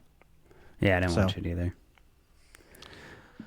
All right, shall we move on to the rest of the musical stuff? Yeah, let's say I got a couple other musical fun facts. One thing that I was going to say for the TV portion, but ABBA won the Eurovision contest, which is like a musical contest held I think in England. But anyway, it's I think they might move it around. okay. Yeah, they won for the song Waterloo. So that's what It's a good song. That's what got this band popular, and that's what got them moving. Yeah, I mean, ABBA would go on to be like a monumentally successful band that just sparks, musicals and movies and a whole generation of people to grow up as ABBA fans. So cool that they started right here. And Waterloo's a good song too. I sent you a video. I don't know if you ended up watching it, but the debut single from Australian band AC/DC was released in 1974. Yep. Their song "Can I Sit Next to You, Girl," which would come out on a later album featuring their singer Bon Scott, but this was before Bon Scott was their singer. Lead singer of the band was Dave Evans, was his name, and he gives the band a way different vibe, huh? They're just like a I feel normal like the glam rock band. The music's even different. Yeah, they're a lot more glam rocky. They're a lot more straightforward blues in that song. I liked his voice; it was good, but if it had gone from him to whatever the guy's name is, who's Brian Johnson, I would have been like, "Ooh, downgrade." I just don't like Brian Johnson's voice, but Bon Scott is like one of my favorite singers in rock and roll. So definitely, hard to hear that version and go, I like this one. It's like, yeah, Bon Scott's got such a great voice. Yeah. And they do up the rock and roll factor a lot, too. For sure. The bass on this first version as well was played by a different bass player. He was played by George Young, older brother of Malcolm and Angus, the guitarists of the group. And George Young is from the band The Easy Beats. And I did not know that. I didn't know that AC/DC is a little nepotism band. They fucking rock. They sounded way different than anything else before them. They're from Australia. How many Australian bands can there be in the first fucking place? There's not that many people there. Yeah. So they could have made it big anyway. But it helps the fact that they had a band that had a hit in the 60s. Their older brother was the bassist from that band and then came and played bass on their debut song. So I think that probably, they knew people in the industry. That really changes their tale a lot. Yeah, it's true. Friday on My Mind is the song by the Easy Beats that was their most popular. I fucking love that song. It's a really cool song from 67, I want to say. I could be wrong about that. I don't think But I've they're ever a heard it. cool band. This year saw the debuts of some other groups as well as AC/DC and the start of ABBA. Debut albums from Kansas, Kiss, Rush, Bad Company, Bebop Deluxe, The Commodores, and Judas Priest. A lot of big bands, and then Bebop Deluxe. I slid them in there. One of my favorites. But Kiss, I mean, that's, iconic 70s band. Oh, yeah. So, like, they're synonymous with the 70s. So it's cool to see them get their start in 74, into the decade a little bit, It's not like they were plugging away for years. Like, they kind of came out to their first single didn't break the top 100, but they still came out to some success critically and stuff like that. People were scared of their faces. One more piece of music news. The first California Jam Festival was held at the Ontario Motor Speedway in Ontario, California, right down the road from you there, Mark. Oh, cool. This was co-headlined by Deep Purple and Emerson, Lake and Palmer, and set records for the highest paid attendance and the highest gross of all time up until that point, and the loudest amplification system ever installed. Dang. So this was the loudest concert in history. I think that's fun. It's very Spinal Tappy, Yeah, just like that turn was it up the to thing 11. yeah, this is what they went for, was to be the loudest concert, and people were like, "What? I'm going." And they're like, the most expensive tickets of all time as well. People were like, "It's going to be the loudest show. Of course it's going to be the most expensive. I'm going." So they made the most money of all time. What a success story for them. Deep Purple and Emerson, Lake and Palmer too. Those are cool bands. It wasn't like it was super mainstream guys. It was like they were popular, but like people were into cool bands. So pretty dope concert. Hell yeah. One that we said we were going to mention earlier. I think it hit number 8 for the end of the year. It just beating out Benny and the Jets by Elton John, an all-time classic song, another one of my favorite karaoke songs. You have The Streak by Ray Stevens. What a great song. If you're not familiar, I encourage everyone to go out there and check out The Streak by Ray Stevens. It's about a man who streaks in various places about town, and the news reporter who is interviewing the same guy who has seen him in all these situations. God, so stupid. It's such a good song, though. It's so funny. I At couldn't first, believe I was that like, was... what the heck is happening? And by halfway through the song, I'm like, dude, this is the jam. Hell yeah, I like this a lot. It's great.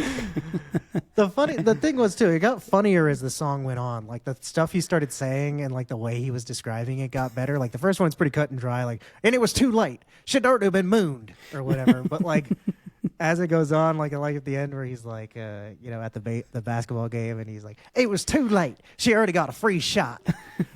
He's over there grandstanding by the home team. And it's just like he starts adding in more flavor as it goes along. It gets better and better. It was a very funny, silly song. And I mean, for it to have gotten so big in the country, people were starved for laughter, and there just wasn't too many places to get it, I guess.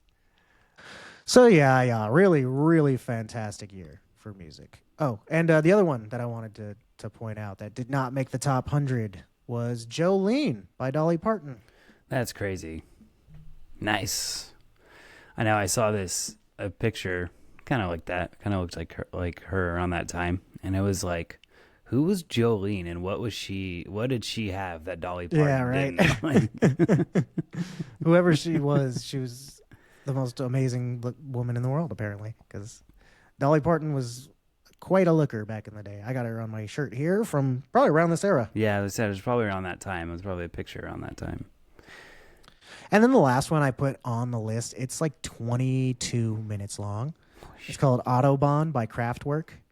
And they would go on to have more success in the late 70s, but this is a really, really early example of electronic music. So check it out. It's a piece of history. Okay. Not really something you're going to be listening to. But I mean, I listened to it for a while. It's not... I will say it's not hard to listen to. It's not like you're listening to it like, oh fuck, okay, this is historic. Jesus, grating, terrible electronic, just kind of noises or anything like that. It's pleasant enough. Okay, I'll check it out. I think I got through like 6 minutes of it before I was done walking the dogs, and I was like, all right, probably never going to return to that, but It's long enough for a song.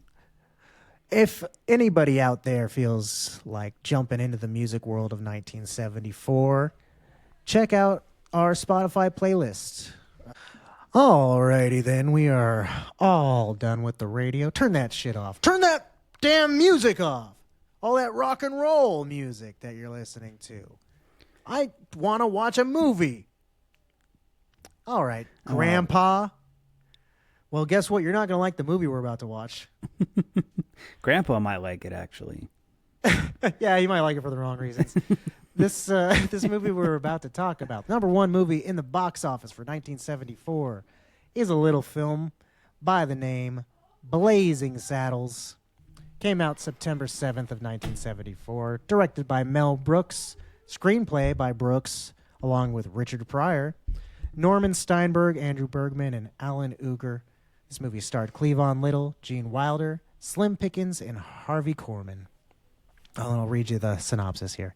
In order to ruin a western town and steal their land, a corrupt politician appoints a black sheriff who promptly becomes his most formidable adversary.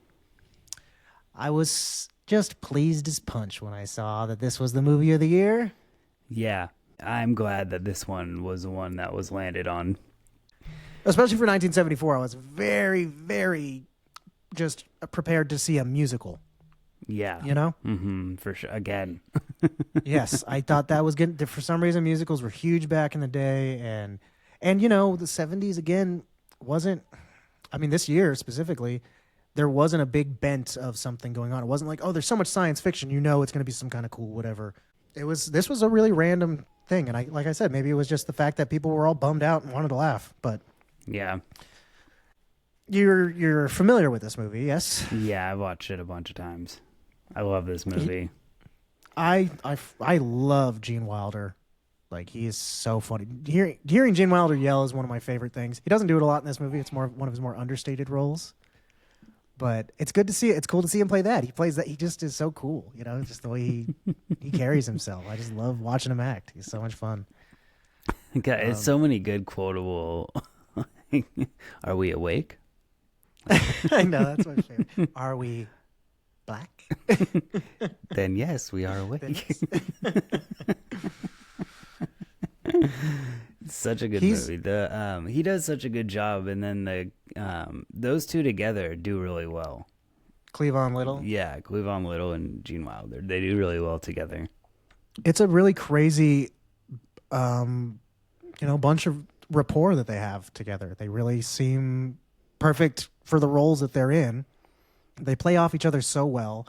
They both are like understated, which is in a movie where everything else is basically a live action cartoon around them. Like, you would think one of them might be like cartoony and the other one's not. Like the producers, Gene Wilder was like off the wall crazy in The Producers. Mm-hmm.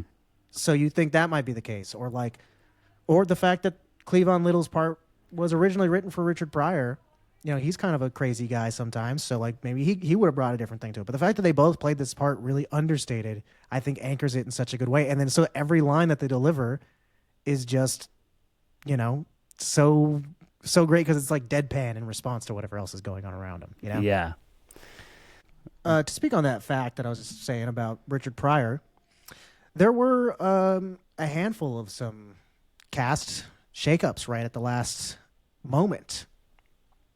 Black Bart was intended for Richard Pryor, but Mel Brooks couldn't get funding for the movie due to Pryor's controversial stand-up routines and the fact that he had known substance abuse problems with drugs and alcohol. So the, different production companies didn't want to back him. They weren't going to give him any kind of money unless he found a different star. That's what the official story is. I watched an interview with Gene Wilder from 2013 where he's talking just about all sorts of different, parts of his career. And the subject of Richard Pryor on this movie comes up, and he says he wrote for it and he was supposed to be in it. And during the production, when they were getting ready to start shooting the movie, they couldn't find Pryor anywhere. So then Mel called him, or got a call from him. I think he got a call from him because they couldn't reach him. So he got a call from Richard Pryor, and he said that he was in Cleveland. And Mel said, "Why? What are you doing in Cleveland? You're supposed to be here shooting a movie." And Richard said, I don't know. I don't know why I'm here." He was just all fucked up, I guess, and somehow found his way to Cleveland and shouldn't have been there. And so they were just like, all right, this isn't going to work. So they had to recast the role at the last second. Like they were in the middle of about to start doing the movie and had to be like, fuck, what are we going to do? So Cleavon Little came in at the last moment and really nailed the role. Similarly, the role of the Waco Kid was not meant for Gene Wilder. Gig Young was originally cast as the Waco Kid, but he showed up too in character. The man was fall down drunk at this point in his life, had real issues with alcohol, and barfed all over himself when they hung him upside down in the jail scene. And they were like, they couldn't tell. They thought he was acting. And then they ended up having to like take him off in an ambulance because he was just too fucked up. Like he was a super bad drunk. So they had to get Gig Young out of there. And Mel Brooks called in Gene Wilder and just said, "Hey, can you please do this movie for me?" So he flew in like the next day, had no prep at all to do the movie. Dang. Just said, "Yeah, I'll do it. I'll do it for Mel." Because they had already done Young Frankenstein and the producers together. So he was like, fuck it. Yeah, Mel needs some help. I'm there for him. Gig Young sued Warner Brothers for breach of contract, which I think is a pretty slimy move. You know? Yeah, it must have been hurting. Yeah. 4 years after the movie was released, Gig Young shot his new wife and himself. So clearly a troubled man, had issues. So, yeah. Mel Brooks, you know, it probably was not on Mel Brooks to save this man, so I think he made the right choice. Yeah. I mean, you have to do what's best for like everybody around you, you know, because like all the people who work at the set and all the actors and you know, everybody. You can't let this one guy mess it up, you know. Yeah, really. I mean, whoever the casting director has to be looking at Mel Brooks at this point with their hands up, like, can you listen to me next time? All right, I tell you, don't cast a guy because of his problems with drugs and alcohol. Maybe don't fucking cast the guy. Yeah, we're 2 for 2 now. All right, both stars. I thought that was nuts. Yeah, that is nuts. Well, it ended up working out well because these guys did an amazing job. They get chemistry together and everything. Yeah, and you know, I'm a huge Richard Pryor fan. I love the movies that Gene and Richard did together. If you've seen those, Silver Streak and Stir Crazy and See No Evil, Hear No Evil, like their movies are great, and they have a really good chemistry between the two of them. And this is like somehow is still at one time where I'm like, I'm happy with the version we got. It's not like I'm like, oh, it's too bad we didn't get that one. Because usually with alternate castings, I feel like I wish I had seen, you know, Paul Giamatti play Spider-Man or whatever the fuck alternate casting there's been in the world. But like, you know, this is one time where I'm like, I'm happy with Cleavon Little's performance. He did such a good job, and I just can't even picture it as Pryor. You know, it would be such a different character. Yeah, for sure. It would just be Richard Pryor, whereas this is A you whole know, character. this is Bart. Yeah. Yeah. My favorite lines in this movie. He goes, "What in the world of wide sports going on over here?" He is so funny in this movie. He's like, "Screw Pickens. you! I work for Mel Brooks." That's another little. That guy's one of my favorite characters in this movie.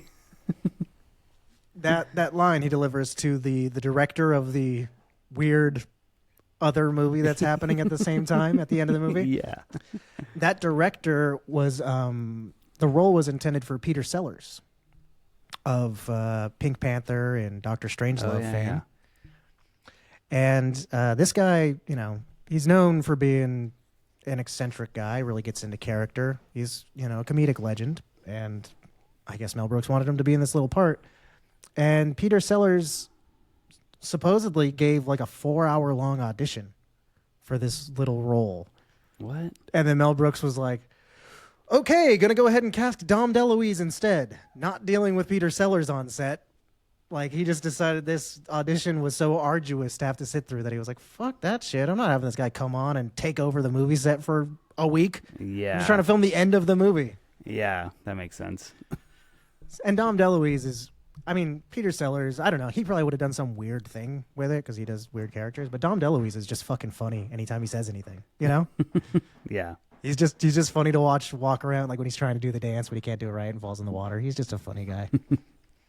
That's one of my favorite little bits of the end fight scene is when the one dude's like hammering on the other guy's chest. He's like, "You brute, you brute, you brute." Then he starts hugging him. There. Yeah, that part is so funny. It comes out of left field so fast and hard. But Brooks had final cut for the movie. He had the final say for what made it in and what was going to be cut. The studio wasn't allowed to make any edits, so they told him, please change the ending. It makes no sense. It's so weird and it's bad. And then he was just like, nope, staying. Or they just get in the car and drive away. Yeah, dude, it's such a weird ending. It really is so funny. I love it though, but it is fucking weird. It reminds me a lot of, I mentioned on this podcast before, the Monkees movie Head from, I believe, 1967, I want to say. It might have been 8 or 9. But the band The Monkees had a movie called Head that was like a super weird, trippy movie. I love it. It's so cool. It's like an acid trip, and it's really crazy. There's a part in it, though, where they're on a studio backlight, and they have a huge pie fight in a diner that's just inexplicably on a studio backlot. And like it breaks out, and then they end up running down the studio, and then it goes from there. And I thought, I think Mel Brooks had seen that. It feels way too similar to not be, inspired or had some sort of feeling from there. And maybe he didn't even remember it or something, because it's not so one-to-one or anything, but it definitely, check out that scene and see what you think, because it felt similar in my mind. I'll have to watch it. I've never seen it. Oh, it's super cool. I 100% recommend that movie. It'd be really cool to watch on some sort of mind-altering substances. As far as the final cut is concerned, they were pretty upset about the numerous uses of the N-word. Of course. As well as the farting scene and the horse punching scene. Also really made people upset in Warner Brothers. But the only content edit that Mel Brooks made is when Lily and Black Bart are hooking up, and it cuts to blackness, and she goes, "It's Twoo, it's Twoo," when she's talking about like if the rumors are true, about black guys.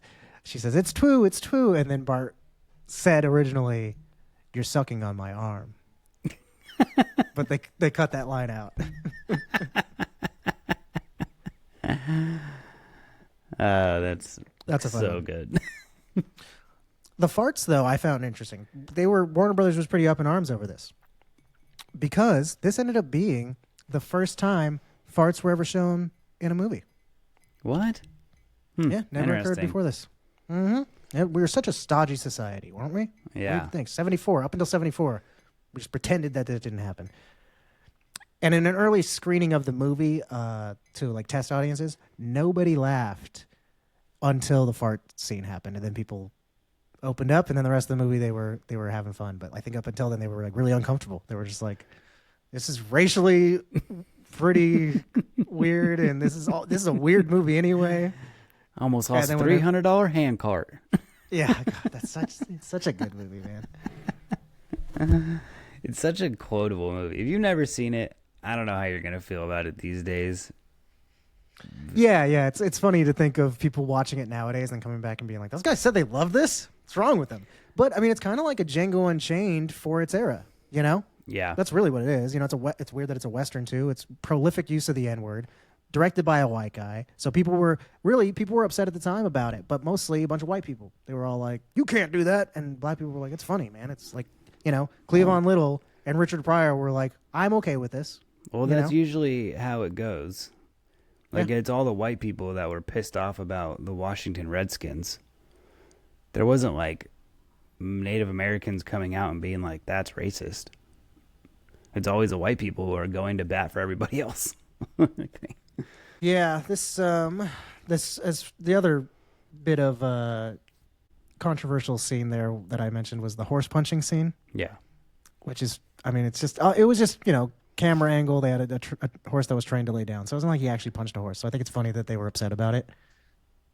Well, the horse does a better job getting punched than most actors do. Yeah, that's true. You're right. He really sells it. That's a really funny scene. This scene supposedly has basis in reality. Apparently, Sid Caesar, who was a host of Your Show of Shows, I believe is what it was called. I'm blanking on it now. I didn't write it down. But he hosted a show that Mel Brooks was a writer on. And he claims that he had a story that he told people. He ended up writing it in a book later, and when he wrote it in the book, he said, this is the basis for that story, or that part of the movie, because Mel Brooks for my story. That he was like out trail riding with his wife, and his wife's horse wouldn't behave, so he just turned around and fucking punched it and knocked it out, supposedly. That's it. That's the whole story. It's just that Sid Caesar punched a horse so hard he knocked it out, and he goes around telling people that, first of all, it's a weird story to just tell proudly in your writer's room. Yeah. I tell you guys about the time I knocked out a horse, like, geez, Sid, calm down. Even if it happened, no one's going to believe you. Yeah, right. I mean, there's no way it happened. There's no way a human man punched a horse so hard it fell down and didn't break his hand to smithereens. Yeah, it's true. Sid Caesar is, he's been in a lot of things, but he's recognizable to a lot of people as the coach from Greece. Oh, yeah. Long distance running. He's really funny. He's a funny guy, but apparently he punches horses. Watch out for him. A couple other funny little things here. One funny issue that came up is that Hedy Lamarr actually did sue Mel Brooks. They made a joke about it in the movie of him saying, like, because it's obviously they make a million jokes about every time that someone says Hedy Lamarr, and he says, it's Headley. And then at one point, Mel Brooks is like the governor or whatever. He goes like, oh, don't worry, you'll be so rich that you can sue her. But it's funny that then after the movie, she sued them for using her name over and over again in the movie. She got mad at that and sued them. So he thought it was funny. He's like, hey, I guess my joke worked. That was the whole point of it. So this was nominated for 3 Academy Awards. For Best Actress in a Supporting Role for Madeleine Kane, Best Film Editing, and Best Music and Original Score. Supporting Actress is very funny. That they got nominated wild. for that. The score, though, that makes sense. I mean, it's a good Western score. Yeah, it is. Like, it's done very true to the form. It's not, it really isn't even satirical in its content necessarily, unless you know what they're talking about. But it still is. It's presented very straightforward, and it's not too silly. So much so that the guy who sings this song is Frankie Lane, who did the song Rawhide for the old show. Oh, yeah. A classic example of a Western song. Mel Brooks, when he was putting together the theme for this movie, he said he wanted to get a Frankie Lane type. He put out a casting call for a Frankie Lane type to do the theme. And to his surprise, Frankie Lane showed up. He said, hey, you want a Frankie Lane type? Doesn't get more Frankie Lane than this, baby. Hell yeah, that's cool. And they did not tell him it was a parody. He just said, okay, come on in here. Here's the thing. And it, like I said, it was such a straightforward song that he was able to just sing it as if he was singing the tune to any old Western like he had done a million times before. And then when he saw the film, he was okay with it. He was happy about it. He didn't mind. And, I think he probably wouldn't have done it if they had told him it was a joke at first. Yeah, so probably. Worked out for the best. But it's a good thing it was Mel Brooks. If some other asshole makes a silly Western and it sucks, and then you're like a celebrated Western singer, and you're like, oh, you guys tricked me into putting my name on this dumb shit, you know? You just get put in the movie 43 of Westerns. He could have had that mentality anyway. Maybe he was just a good sport about it. Like he was like, oh, what the hell? And then it becomes number 1 in the country, and he's like, I guess it's, it's fine. I was fine with it, yeah. Yeah, it's it's really, my whole career was a big joke. I think it's hilarious too. I think Best Film Editing is funny considering there really wasn't any. Yeah, I'd like to see what else was nominated. There were a handful of movies that I would have assumed could have taken it before this, but there's a lot of editing in the end, a lot of having to cobble together a giant pie fight between hundreds of extras. That's true, yeah. Figure out how to make that into something that makes sense on camera. That's true. And I guess all of that, like the end of it, a lot of the fake town and stuff like that they have to roll through. There's a lot of weird, I guess cinematography also was kind of impressive on it, but it's a lot of static shots from afar. So really it's just editing together action shots of a bunch of horses getting blown up and then figuring out how to make that a cohesive visual narrative of they're running down the street and exploding. It's easier said than done when you really get into editing. You can put some stuff together and go like, it doesn't make sense. Why is this clip next to this one? You know what I mean? Editing is one of those weird things that it's like so uncelebrated, because if it's good, you don't really notice it. And if it's bad, it makes a movie like almost like feel weird to watch. Like it's like, oh, there's something wrong about this, and I can't put my finger on why this is hard to like comprehend properly. Yeah. Amazing movie. Good job to all involved. To Mel Brooks, Cleavon Little, Richard Pryor. Thank you for your input writing the whole dang thing. Gene Wilder, of course. Legends. All right. Out of a possible score of 1,974 Johnsons, how much do you give this movie? That's how many Johnsons were in the town. I'm going to give it 1,850 Johnsons. I like your score. I like your style. I guess I'm going to go ahead and give it 1,850 Johnsons as well. We have a quorum. That's a very good score. That's what it deserved. I was like, should I go higher? Like, yeah, no, that's good. It's more fun to have us both be the same. It's a great movie. I loved it. If you haven't seen it, you've been warned. This might be our highest rating so far, and it's probably my favorite movie that we've watched thus far. Well, I mean, I don't know, Roger Rabbit. We've had a couple really good ones. Harry Potter, good ones recently. We had a long run of really not great movies, or fine, or whatever, or oh sure, but it's been a run of some good ones recently. Yeah, for sure. I agree. Okie dokie. Other movies came out this year as well. I think the big one that I was surprised we weren't watching this year is The Godfather Part 2. Came out this year and did not take the top slot. Yeah, I can't say I'm super surprised, just because it is a sequel. Yeah. So I don't know. I mean, everyone talks about it being better than the first one, and people talk about the first one being one of the greatest movies of all time. I would say the only reason people say that is because it talks about Don Corleone as a younger man, I think. I think in the 70s... I think that's when that started. Yeah. I think in the 70s that was less done to fucking death. The whole telling two stories at once, Yeah. But I haven't seen any of the Godfather. I've seen the first two. I haven't seen them in many years. I haven't watched them since I was like in college, maybe.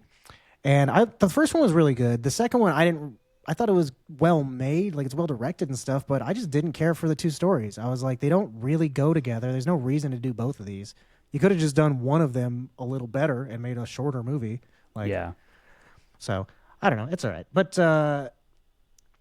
Frankie Ford Coppola, as I like to call him, Francis Ford Coppola, he had another movie that year as well. He did Godfather Part 2, and then also, like a huge fucking movie that's, an all-time classic to so many people. He also came out with another movie, The Conversation, that I watched that one this week leading up to our episode. Stars Gene Hackman, who has just always been old.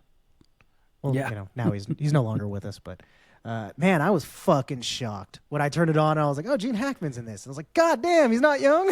Like, wow. Still blows bald, my mind when huh? I watch. Yeah, he just looks pretty much the same. And I just like, man, anytime that happens in a movie, I'm so shocked. Like, dang, yeah, he has the same amount of hair, white hair, looks like an old man. Just man, that guy was never young. But it is a pretty good movie. It's about like a guy who does surveillance. And so it's an old-timey thing. You see a lot of 70s cutting-edge technology about how to, spy on people from afar and get their conversations. He's like audio recording, and he splices together a couple different recordings to like piece together their whole conversation. So it was cool to see, how espionage was viewed back then and stuff like that. Feels very Watergate, had a hand in this being a movie that was popular at the time, listening in and all that sort of stuff.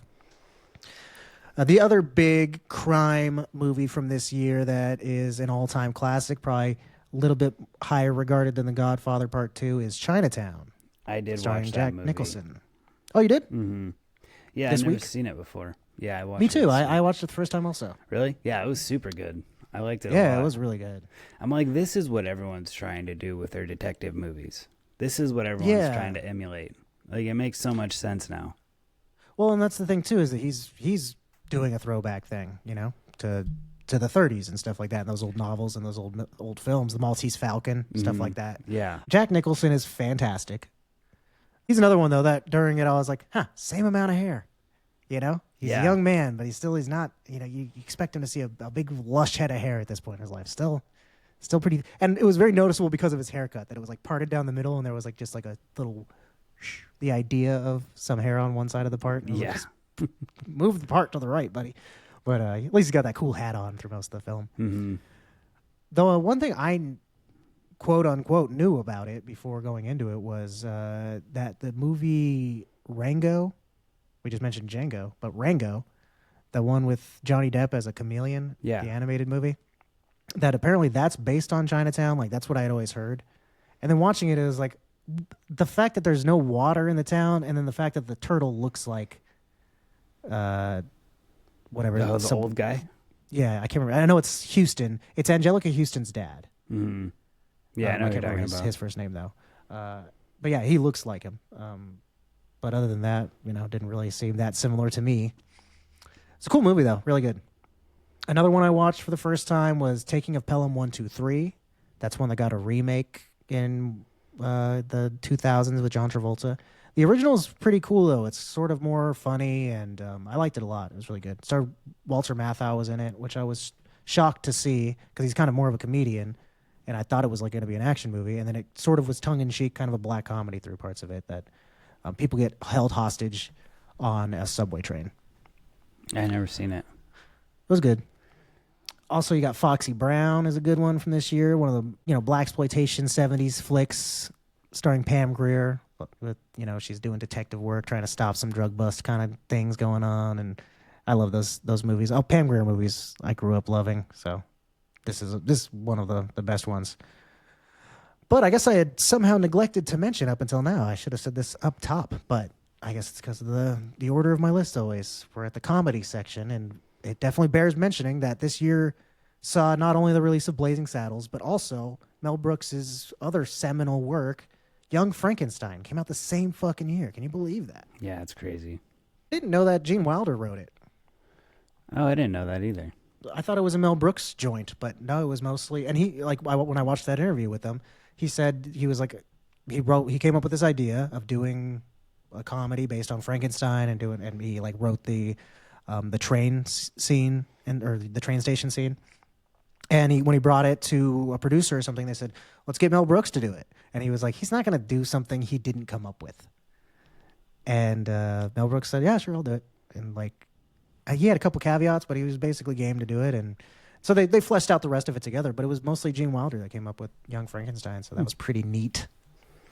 I mean, great year for Gene Wilder too to have been in both of these movies. It wasn't just Mel Brooks. And also The Longest Yard was another comedy movie that came out this year. You ever seen that one? The original one? Yeah, I watched it not too long ago. I think I watched it last year during my year of movies, where I watched a different movie every day.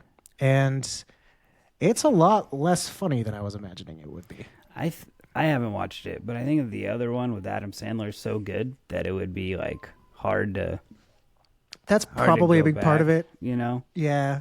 That movie is like a super comedy of just like not that it's like my favorite movie or it's the funniest movie in the world, but it's just like joke, and they're all pretty solid. It's not like a bunch of crappy throwaway jokes. I mean, it's not, like I said, it's not the best comedy in the world, but man, it is really funny, and they cram it in with jokes. It's from an era of comedies being really good. Yeah. And so it's very, very funny throughout the entire thing. And the original is way more like situationally funny. It's like, oh, it's funny that Burt Reynolds, look at this guy, and he's in jail, and they're football players. You know what I mean? It was the 70s, so I think that's Mel Brooks was so different than things up until this point for comedy. I mean, comedy was very, very subtle leading up to this. It was just like real life situations that you. Like, I feel like The Longest Yard could happen in real life, and you'd go home and tell your friends that you were like, I was in jail for a month, and you should have seen the football team. Yeah, they were so silly. Yeah. You know what I mean? Like, there was a lot of that in this era. Kids movies, you got Where the Red Fern Grows, one that I think a lot of kids probably ended up watching in elementary school when we were kids. From this After era. reading the book. Yeah, it's a Yeah. great book. You also got Benji, so movies about dogs were all the rage for kids. And then The Little Prince is a movie there's the book The Little Prince where the kids like on the tiny planets. It's like a French book, and I've never read the book, but it holds a special place in many people's hearts. But this movie is fucking great. I saw it last year, and it's so cool. Like the visual effects and things they did in it are so cool and trippy and weird and stuff through a lot of it. Gene Wilder's in this one too. He plays Little Fox. Huh. And it's a great movie. It's very interesting and worth watching. It's unlike most other movies that I've seen before. Couple more to get through. Weird one, 9 Lives of Fritz the Cat. It's a funny adult animated movie. Great movie. Hilarious. The first one's better. This is the sequel, but this one's still pretty good. I like this one as well. I think I actually saw 9 Lives first. Now, the section of movies that's near and dear to my heart, horror movies. Great year. Not a whole bunch of horror movies, but a couple of really fantastic ones came out this year. The Texas Chainsaw Massacre. All-time classic. I watched that one for the first time. Oh, yeah? What'd you think? I don't know. It wasn't as... I understand in the time why it was scary, but it was like... They just kind of showed up at this guy's house, and then they all got killed. Like, that's just kind of how it went. And then I expected more storyline, I guess. I don't know. I expected more from it, I have to say. Yeah, I mean, I feel you. I think it was, when you put yourself in the shoes of the audience of the time to just be witnessing that level of brutality was something that was not shown before. Yes. I mean, Psycho, like people, you saw stabbings happen off screen. You saw things, this was really just took the time to show the aftermath too of people getting, not just like them chopped up, but like them screaming and being upset about being impaled. Well, yeah, the chick getting hung up on the hook was crazy. Yeah. This one, when I was a kid or, in high school or whatever, this movie really, I remember watching it on a laptop, like in the dark, and just like, it's so grimy and gross that it was super upsetting to watch, The other one from this year that is one of my favorite horror movies of all time is Black Christmas. Fucking fantastic movie. They've remade it a couple times. I like the remakes too, but they're not as good as the original. The original is sort of a precursor to Halloween. It's it's a holiday themed slasher movie. It's a precursor to When a Stranger Calls. This came out before that, and it's got the killer inside the house trope sort of established here. It's really, really great, and it kind of got lost to the wayside a little bit. Directed by the same guy who did A Christmas Story. So this guy just does great Christmas movies. They don't have to be of any particular genre. Last kind of horror-ish movie is Phantom of the Paradise. Really weird movie. I recommend checking that one out. Made by Brian De Palma, who would go on to direct Carrie and some other stuff, but it's super weird. It's kind of like Rocky Horror Picture Show a little bit. It's like a guy opens a big theater and they want like a glam rock dude to come in, but he's like a disfigured Phantom of the Opera sort of a character who inhabits the paradise, which is the name of the club. It's a weird movie. It's cool though. I'll check it out. Finally, for Christmas time, ending off the year in 1974, you could watch The Year Without a Santa Claus, the classic claymation Christmas tale. Love it. It's a fantastic one. I think, is that the one with Heat Miser? I think so. I think that's the one. Yeah, because they need to go talk to the brothers to find out where Santa is. Yeah. I'm Mr. Heat Miser. I'm Mr. Hot. I don't know. Mr. Sun, I think. I don't know. I think it's Sun. Yeah, you're right. Yes, I'm Mr. Heat Blister. I'm Mr. 101. Yeah. That's correct. There you go. Great movies for the year. All right. Well, if you're going to bring something back, what is it going to be? I am going to go with Young Frankenstein. Young Frankenstein is such a good movie. I grew up with it. It was a movie we had like on VHS. So it's just very nostalgic for me, and I don't want it to go away.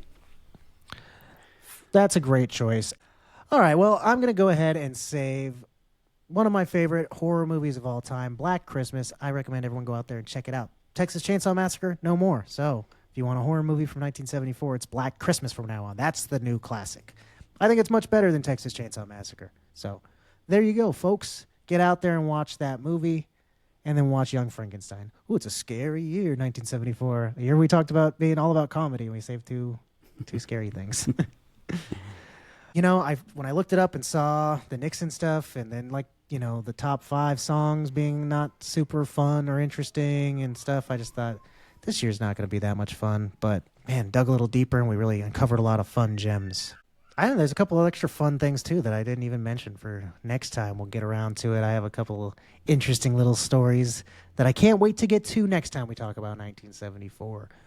If you at home have anything you want us to talk about, if we missed something, if we neglected to mention your favorite news story or whatever the fuck, get on and tell us on our Instagram, on our Twitter. We are Wish We Were Then. Check us out on Spotify. All right. Well, I am going to miss 1974 way more than I thought I was going to. And I know that anytime I think about the year, the thought that's running through my head will be, we wish we were then. Bye-bye.